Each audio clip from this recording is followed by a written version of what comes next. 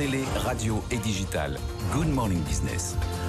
Un rapprochement dans le secteur des néobanques. La licorne française Conto, spécialisée dans les services financiers aux entreprises, annonce ce matin le rachat de son concurrent allemand Penta. L'opération va lui permettre d'augmenter son nombre de clients de près de 20% et d'augmenter également sa force de frappe sur le marché allemand. On va en parler avec Alexandre Pro, cofondateur, président de Conto. Bonjour. Bonjour. Merci d'être avec nous. Pourquoi cette opération? Pourquoi le marché allemand? Cette opération, c'est l'étape assez naturelle. Depuis 5 ans, on se développe en France et en Europe, donc Allemagne, Italie et Espagne. On sert aujourd'hui 250 000 indépendants, TPE et PME donc dans ces 4 marchés. Et avec la levée de fonds qu'on a annoncée il y a à peu près 6 mois, notre série D donc d'à peu près 500 millions d'euros, on avait annoncé la volonté d'investir encore plus en France, mais aussi en Allemagne, en Italie et en Espagne.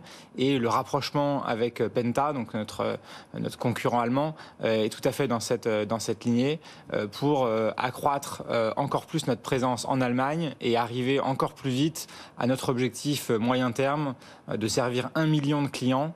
Donc 1 million d'indépendants TPE et PME en Europe. Au-delà de ces 50 000 clients, qu'est-ce que Penta va vous apporter? Penta, c'est principalement 2 choses. Si on résume, effectivement, il y a 50 000 clients et donc une présence sur le marché allemand beaucoup plus importante et qui va nous permettre d'aller encore plus vite sur le marché allemand. Et puis aussi 200 Pentonians, c'est le nom qu'ils se donnent, donc l'équipe de Penta, avec des gens qui donc depuis 4 ans, 5 ans sont focalisés sur le marché allemand, une très bonne expertise, très bonne expérience avec un gros bureau à Berlin et aussi un gros bureau à Belgrade.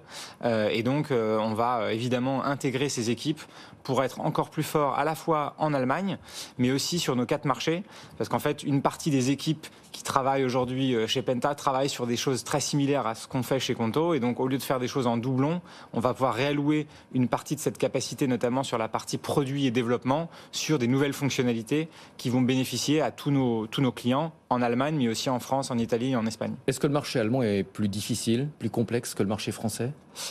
Non, le marché allemand, c'est le plus gros marché européen, juste parce que l'Allemagne est le plus gros pays européen en termes de PIB. Et donc, c'est vraiment important, si on veut être numéro 1 européen, d'être aussi très fort et très présent en Allemagne. C'est incontournable. Voilà, exactement. Ouais. Comment est-ce que l'opération va être financée? Vous l'avez dit, mais quel est le montant de l'opération? Alors, on ne dévoile pas le montant de l'opération. Pour quelle raison? Il va être financé en partie en actions et en partie donc en actions Conto et en partie en cash. Donc tous les actionnaires de Penta deviennent aujourd'hui des actionnaires de Conto et sont aussi très emballés par l'histoire de vraiment construire un leader européen qui est maintenant numéro 1 sur nos 4 marchés. On était déjà numéro 1 en France, en Italie et en Espagne, et maintenant avec cette acquisition, on devient aussi numéro 1 en Allemagne. Vous avez rappelé votre objectif, 1 million de clients PME ou indépendants en Europe d'ici 2025. Est-ce que ça passera forcément par d'autres acquisitions? On va rester opportuniste et on regardera peut-être d'autres choses. Mais là, on va être déjà très occupé pendant les mois qui viennent à bien intégrer Penta, les clients, les équipes, le produit et s'assurer parce que c'est le vrai travail, on va dire, commence maintenant pour nous.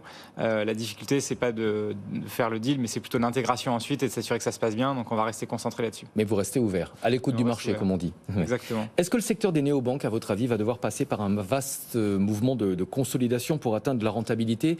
L'autorité de contrôle prudentiel et de résolution s'intéressait déjà dans un rapport daté de 2020, je crois, à la manière dont le secteur allait justement pouvoir atteindre la rentabilité.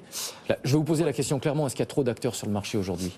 Je ne sais pas s'il y a trop d'acteurs, mais pour répondre à la question d'avant, je pense qu'effectivement, il va y avoir de la consolidation, à la fois parce qu'il y a eu beaucoup d'acteurs qui sont nés ces dernières années, aussi parce que le contexte économique, l'environnement économique aujourd'hui rend un peu plus compliqué, on le dit, on l'entend souvent, un peu plus compliqué des levées de fonds, notamment à des étapes de croissance, donc des séries C, séries D, etc. Et donc, naturellement, ça va pousser à un peu plus de consolidation. Après, sur la question de la rentabilité, nous, on n'est pas encore rentable aujourd'hui, c'est un objectif qu'on s'est fixé pour 2025. On est encore dans une période de très forte croissance et c'est le cas aussi pour Penta. En revanche, on a des unités économiques, comme on dit, donc on a une rentabilité par client qui est très différente dans notre cas, donc focalisée sur les TPE-PME, et dans le cas des néobanques pour les particuliers. Et donc je pense que l'étude de la CPR à laquelle vous faites référence parlait surtout des néobanques pour les particuliers. Pour les TPE-PME, heureusement pour nous, c'est un peu différent. Vous êtes la plus grosse licorne française, je crois, aujourd'hui, ça change souvent. Oui, c'est ça. Franchement, je crois qu'on l'est plus aujourd'hui, mais on est parmi les premiers en tout cas. Ouais, c'est une fierté. C'est une fierté, c'est aussi une grosse responsabilité. Et puis, comme on le sait, les chiffres peuvent aussi changer assez vite. Donc, on prend ça avec un peu d'humilité et on reste concentré sur notre projet. Vous êtes valorisé à 4,4 milliards d'euros. Est-ce que Conto a pour vocation un jour d'être coté en bourse ? Peut-être un jour, mais je pense que d'ici... Il n'y a pas de feuille de route pour l'instant. Dans les 2-3 prochaines années, on va rester concentré sur notre plan de croissance et à la fois donc, le plan de croissance pour avoir 1 million de clients et puis aussi pour devenir rentable et puis après peut-être la bourse, mais pas tout de suite.